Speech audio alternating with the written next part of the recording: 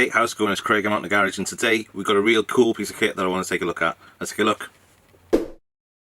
Okay, so today we're looking at the Nintendo, the first ever branded Nintendo console. So most people think the NES is the first console, or maybe even the Famicom, but it's not. This is the first ever branded Nintendo console. They did a couple of other systems before this. They did a racing type setup, and they did a Pong clone.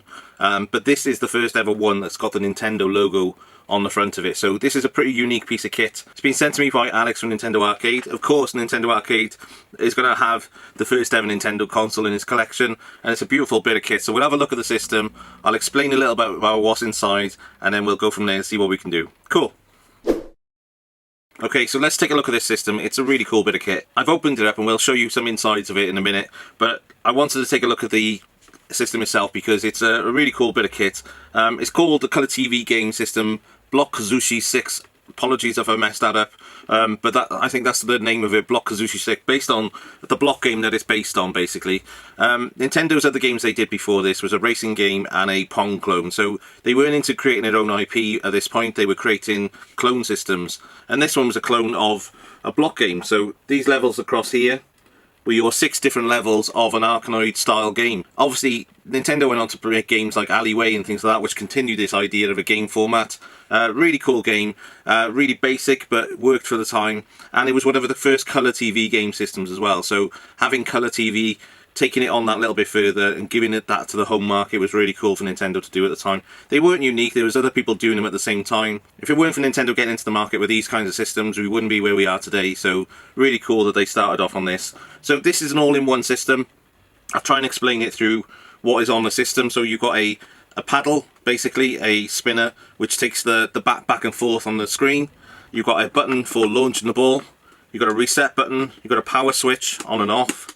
Level select 1 to 6, and then how many lives you want. So I think it's 3, 5 and 7. You can change the level of the difficulty, so if you give yourself 7 lives, it makes it a little bit easier. But so that's it, basically.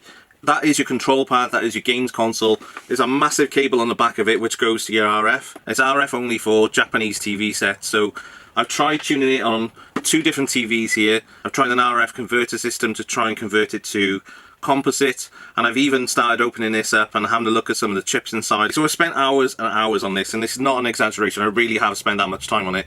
I put in a lot of time reading schematics for this. I've looked at different blogs online, I've converted blogs. I think there's one called Before Mario, there's a Japanese blog around somebody else working on these systems.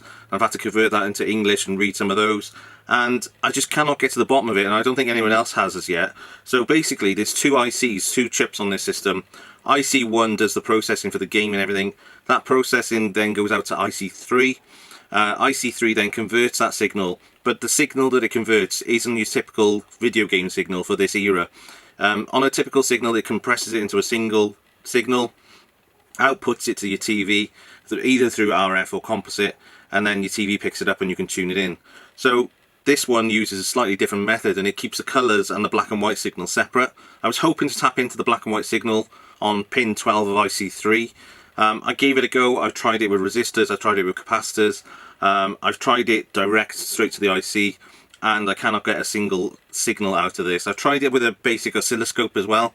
Still nothing. I can't see a single signal coming out of this. We don't know whether this system's working because we don't have a Japanese TV to set it onto, but when I probed around the board to have a look at the voltages, all the voltages are there. So I'm assuming that it is working and that I'm just not able to get that signal to come out of it. I know there's somebody out there working on a modulator which will convert to the RF on this into a signal, so hopefully in the future this will have a mod that people can use. Okay, so let's have a look inside the system. It's pretty basic. We've got a button for launching the ball. We've got the potentiometer down here for the spinner. And then behind this black piece here is all the sliders, for the level select, for the ball select, and the power and the reset button. But they've all been sat there, I haven't taken them apart. We've got the 2 ICs on here. So this is IC1 at the top, and this is IC3. Okay, so IC3 is the one where the video signal should be coming out of. I think it's pin 12 is video and pin 15 is audio. I've connected up composite connectors. I've connected up, as you can see here, with capacitors, resistors. I've connected them up direct to try and get anything out of it, and nothing comes out. I don't get any kind of signal at all. Anything beyond that, I just don't know how to get into converting that signal into something we can see.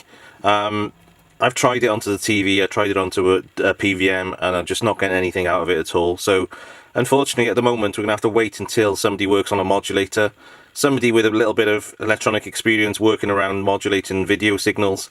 Really beyond me, and I'm really happy to hopefully get a mod for this in the future and get Alex an up and running system. But for the time being, I think it's just a beautiful looking ornament and a real cool piece of Nintendo history. So what I'm going to end up doing is getting this put back together properly. I'm going to 3D print Alex a bracket that'll stand it up so we've got something nice and neat for him to display it in the future. For now, until we can get our hands on a converter in the future, it's just a really cool looking bit of Nintendo history, which Alex, I'm sure, will be proud to display.